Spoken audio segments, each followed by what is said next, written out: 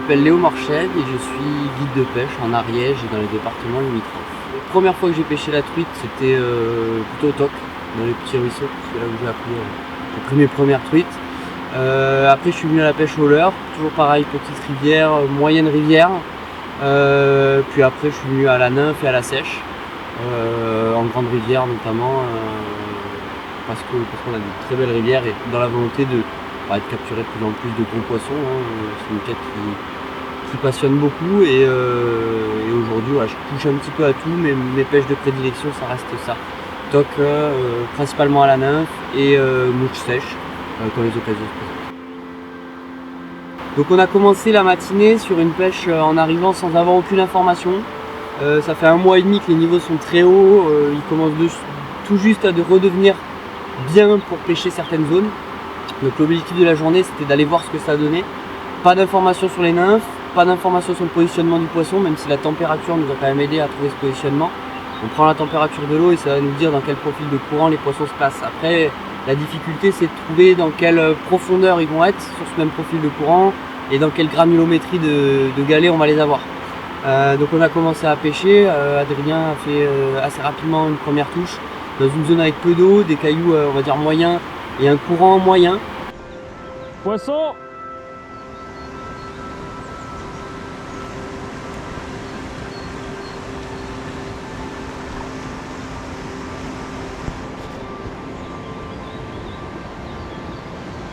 Putain, elle a la gouache, hein?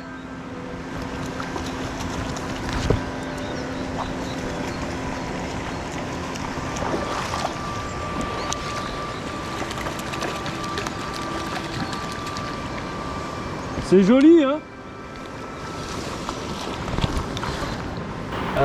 Puis plus en remontant, il a repris un deuxième poisson rapidement. Moi j'ai pris pareil de l'autre côté, sur l'autre bras, un poisson dans assez peu d'eau, sur un profil de courant pas trop fort, mais bien différent du premier.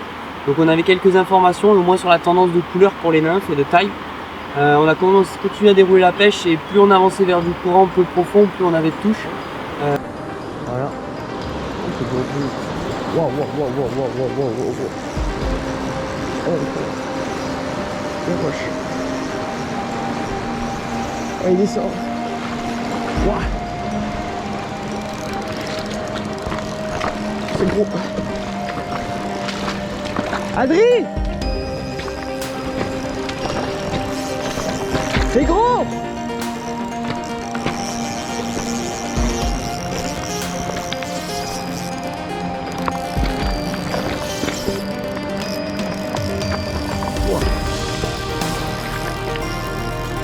C'est gros! Allez, vite, ça va. Allez, le gouache. Ah, perdu. Pété. Oh non! Même cette grosse truite que je touche et que je perds malheureusement dans un bouillon assez rapide, assez peu profond. On avait 1 mètre à quelque chose de profondeur. Et après en remontant, on a repris plus de touches et là où on a eu vraiment une abondance de touches, c'était quand même sur la partie bien amont du poste, donc tête de courant, sur une zone peu profonde, avec un courant très fort dessus, mais des cailloux assez gros au fond, pour avoir des zones un peu plus calmes.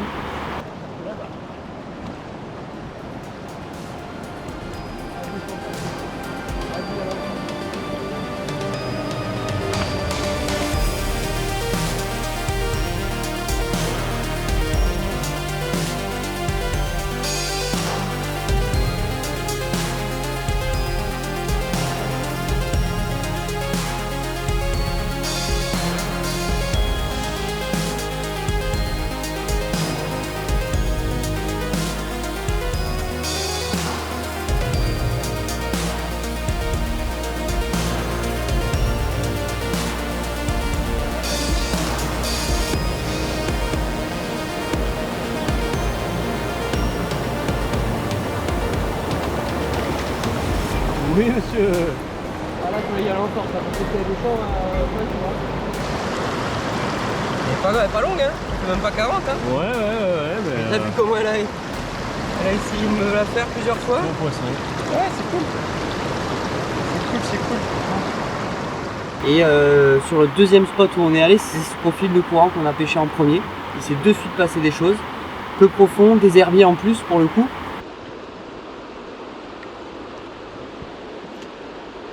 Belle. Cette touche, Magnifique. elle était belle la touche. Ah, Elle était splendide. tu sais, j'étais là, je me dis putain, je suis bien, je suis juste le long de la redoncule. Pas vilaine en plus. Un petit peu plus joli. Cool. Parfait. Ah, sur celle du haut, tiens. Je venais de la changer. C'est une quoi, un truc un peu sombre, noir? Un petit peu plus sombre, ouais. Cool. Toujours de la faisante, mais un tout petit peu plus clair. Ouais.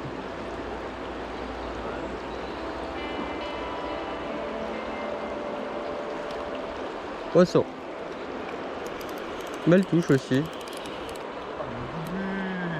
Ouais.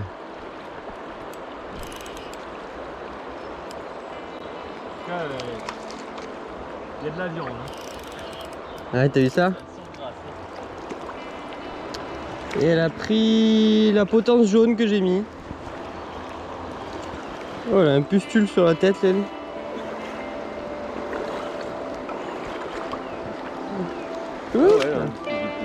Ouais.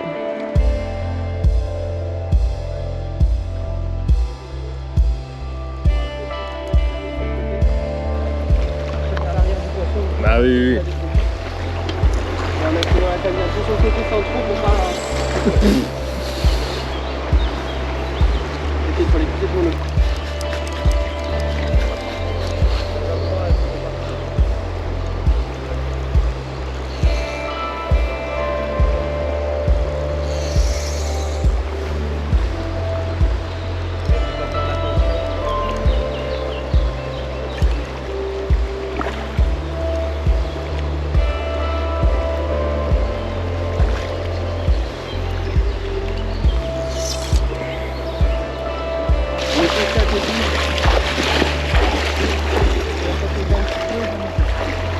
Yes. Super, merci mon pote. Oh, le beau poisson. Sur l'épaisse. Le beau poisson. Bon, tu nous as fait un magnifique poisson là. Bah écoute, ouais, je suis content, un beau poisson au-dessus de 40, voilà, on a un profil, bah, ça fait bien plaisir, on est déjà d'en prendre quelques-uns, de taille modeste, et puis bah, un passage un petit peu plus haut, et voilà, la récompense. Voilà, le poisson. Super. C'est bon pour moi. C'est parti. Merci pour les punettes, mec. Et après on a traversé, on est arrivé sur une zone où on avait du plus profond, un courant aussi fort, une granulométrie un peu plus faible et pas d'herbier. On a cherché, on a tourné sur les nymphes, on n'a pas pris une touche. Et ensuite on a rebasculé sur le petit bras qu'on avait à côté de nous. Et de suite là on a enchaîné deux poissons, une touche.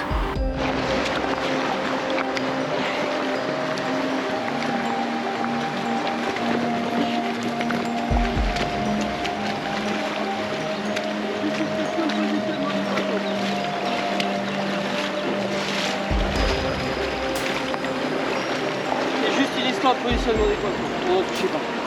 Je vais arriver là, les deux poissons seuls. Là c'est le correct.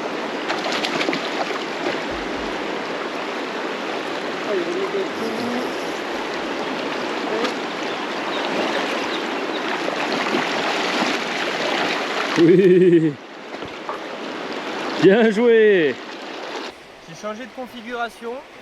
J'ai pêché les zones où on la configuration de tout à l'heure. Et de suite, je rentre un poisson, deux poissons, une plus petite et celle-là qui est vraiment correcte, poisson de 40, qui fait plaisir. Donc on a pêché une zone qui n'était pas la bonne du tout. Et là, de suite, on est passé sur une zone, je suis passé sur une zone moins profonde et elles sont de suite en place. Allez, on va la remettre à l'eau, la belle. Merci. Hop là. Donc on a les bonnes nymphes, c'est juste qu'ici on prend pas de poisson, il fallait juste changer d'endroit, changer de configuration de poste. Elles sont sur un truc précis et il va falloir répéter.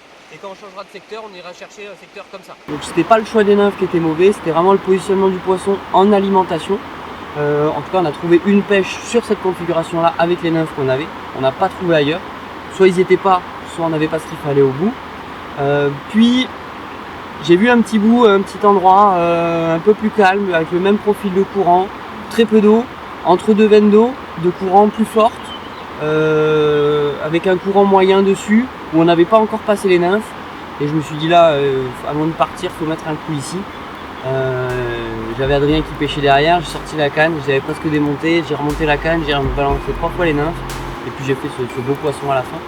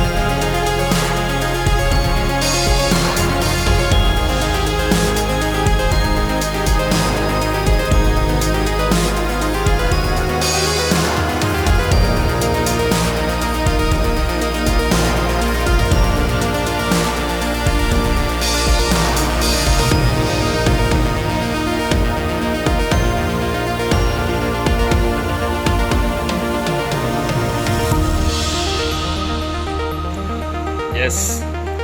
Elle a vraiment envie de partir celle-là.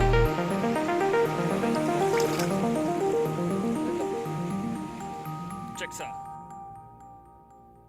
Ma saison va se dérouler suivant c'est principalement défini par les niveaux d'eau, les températures d'eau et du coup l'activité des poissons. En général, on commence la saison, j'aime bien démarrer sur des grandes rivières, là où les eaux sont plus tempérées par rapport aux rivières de montagne qui sont très froides en début de saison.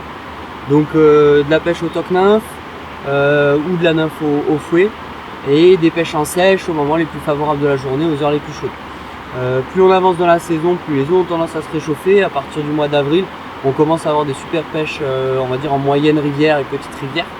Puis après vient la fonte de neige qui complique un peu les choses, qui nous font aussi redescendre un petit peu dans la vallée à nouveau. Et là ça dépend des conditions, c'est des périodes qui sont assez difficiles, mais du coup il faut souvent pêcher sous l'eau, que ce soit aux appâts naturels ou au toc nymphe, ça marche assez bien.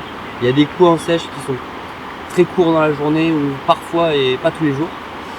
Puis après dès que la fonte de neige se termine, moi j'adore monter en montagne, sur les torrents de montagne pour les initiations pêche à la mouche tout simplement. On a des densités de poissons qui sont très bonnes. Certes des poissons petits, mais des poissons qui viennent récompenser une bonne dérive, donc pour débuter c'est super pour la pêche à la mouche.